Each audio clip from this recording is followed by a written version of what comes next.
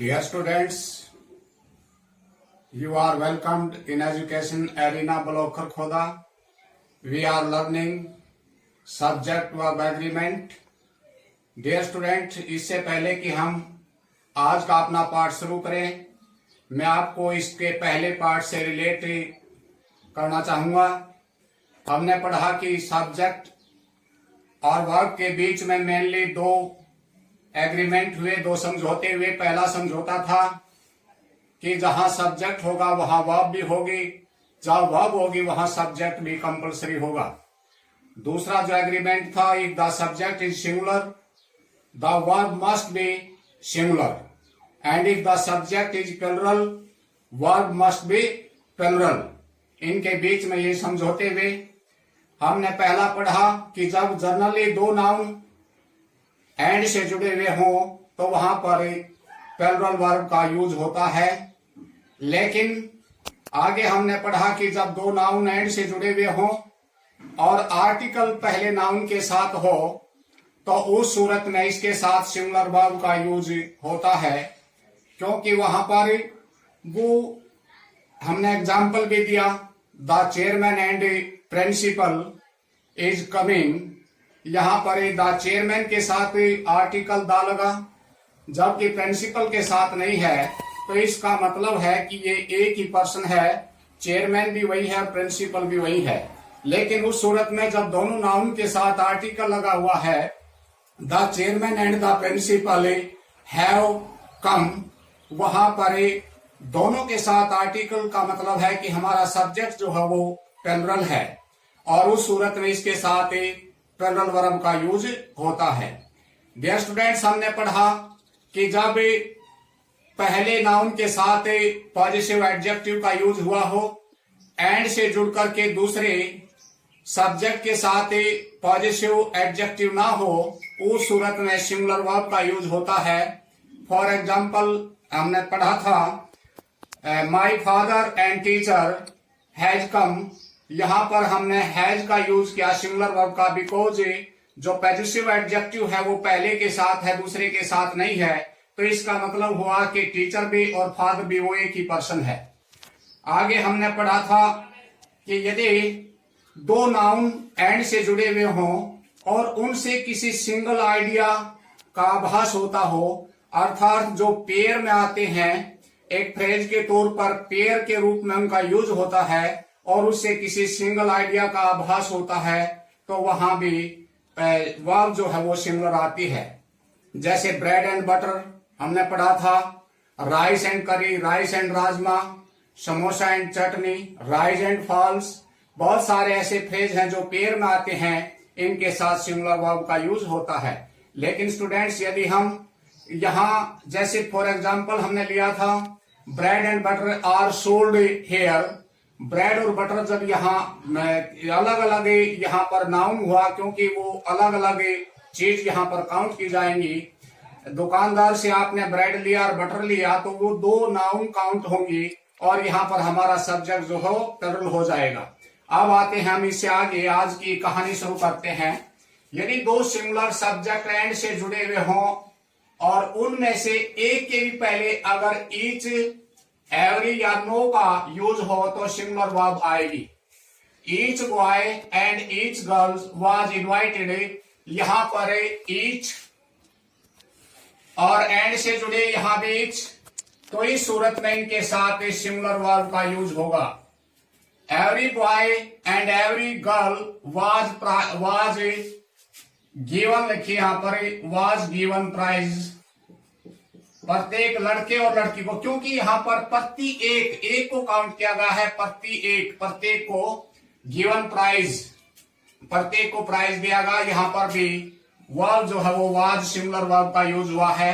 No man and women was given food, यहां पर भी नो मैन एंड से जुड़ा और सिंगुलर वर्ब का यूज हुआ है। आगे चलिए, जब दो सब्जेक्ट से और या नोर से जुड़े हुए हों तो वर्ब अपने साथ वाले सब्जेक्ट के अनुसार आएगी। Neither Rani nor her friends were present in the party, यहां पर देखिए नोर से जुड़े हुए हैं दो नाउन रानी और एक हर फ्रेंड्स। यहां पर जो वर्ब है वो इसके निकट वाले जो निकट वाला आपका जो सब्जेक्ट है उसके अकॉर्डिंग आएगी। तो यहाँ पर फ्रेंड्स प्लुरल है, तो इसलिए यहाँ पर वर्ब जो है वो प्लुरल वर्ब का यूज हुआ है। इसी तरह से इधर ही और वी, यहाँ पर ही और वी दो इसके सब्जेक्ट हुए, और वी जो है वो प्लुरल है और वो वर्ब के साथ है, निकट है, तो इसके साथ प्लुरल वर्ब का यूज हुआ है। नेक्स्ट, यदि वाक्य में each of, every of, one of, any of, either of, neither of और इसके बाद प्लुरल नाउन हो तो उस सूरत में इसके साथ सिंगुलर वर्ब का यूज होता है। For example, each of these boys plays games, यहां पर बॉयज, देखिए स्टूडेंट्स, हमने आपको पहले भी बताया था, एक कंसेप्ट हमने बताया था कि ऑब्जेक्ट जो वर्ब के बाद ऑब्जेक्ट होता है, प्रेपोजिशन के बाद भी ऑब्जेक्ट होता है। तो उस कंसेप्ट पर चलिए, यहां पर ऑफ एक प्रेपोजिशन है और प्लेज एक वर्ब है। तो वर्ब से पहले जो होता है वो सब्जेक्ट होता है, वर्ब के बाद ऑब्जेक्ट होता है। यहां पर हमने देखा कि ऑफ एक प्रेपोजिशन है और प्रेपोजिशन के बाद उसका ऑब्जेक्ट होता है, न कि सब्जेक्ट। तो यहां पर ऑब्जेक्ट का वर्ब से कोई भी लेना देना नहीं होता। तो यहां पर ईच यानी कि प्रत्येक जो है आपका सब्जेक्ट हुआ।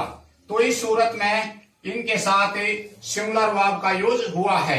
इसी तरह से either of the two roads leads to the park, यानी कि इधर दोनों में से कोई एक, इधर मीन्स दोनों में से कोई एक। तो यहां पर लीड्स जो है वो सिंगुलर वर्ब का यूज हुआ है, क्योंकि ये ऑब्जेक्ट जो है टू रोड्स, ये जो है ऑब्जेक्ट इसे प्रेपोजिशन का है, प्रेपोजिशन का ऑब्जेक्ट है ये, और ऑब्जेक्ट का वर्ब से कोई लेना देना नहीं है। इधर सिंगुलर है तो यहां पर सिंगुलर वर्ब का यूज हुआ है। वन ऑफ द बॉयज, बिल्कुल वही कंसेप्ट है यहां पर भी।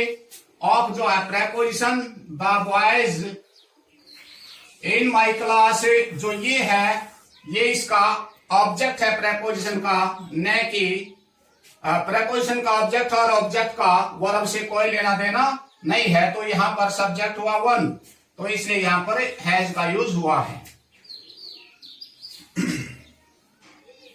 इसी तरह से देखिए, अगला चलते हैं अगले रूल पर। यदि वाक्य में सब्जेक्ट, वे स्टूडेंट्स ये सारे के सारे प्रोनाउन हैं।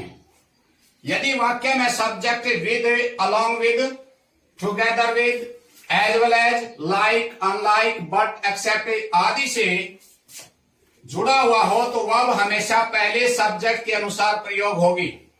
Rahul along with his friends is coming, देखिए स्टूडेंट्स यहां पर प्लुरल है, जबकि जो पहला सब्जेक्ट है वो राहुल सिंगुलर है, और यहां पर भी अलोंग विद जो है एक प्रेपोजिशन है, और ये जो है हिज फ्रेंड्स, इस प्रेपोजिशन अलोंग विद का ऑब्जेक्ट हुआ, जबकि ऑब्जेक्ट का वर्ब से कोई लेना देना नहीं है।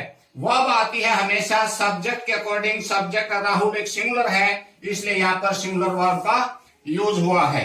The teacher as well as, students यहाँ पर एज वेल एज से पहले द टीचर सिंगुलर है, इसलिए यहाँ पर इज जो है सिंगुलर वर्ब का यूज हुआ है। नेक्स्ट चलिए, यदि सेंटेंस में नंबर के साथ यदि आर्टिकल ए का यूज हुआ हो तो हमेशा प्लुरल वर्ब का यूज होगा। डियर स्टूडेंट्स, एग्जाम्पल देखिए, a number of students were present in the exams, यहां पर ए नंबर ऑफ, नंबर से पहले article a number of a का यूज हुआ है। तो यहां पर a number of students means यहां पर बहुत सारे स्टूडेंट्स हैं, तो बहुत सारे स्टूडेंट्स हैं, तो यहां पर प्लुरल वर्ब का यूज हुआ है। जबकि इसी के दूसरा एग्जाम्पल देखिए, नंबर के साथ यदि आर्टिकल द का यूज हुआ हो तो वर्ब सिंगुलर आएगी।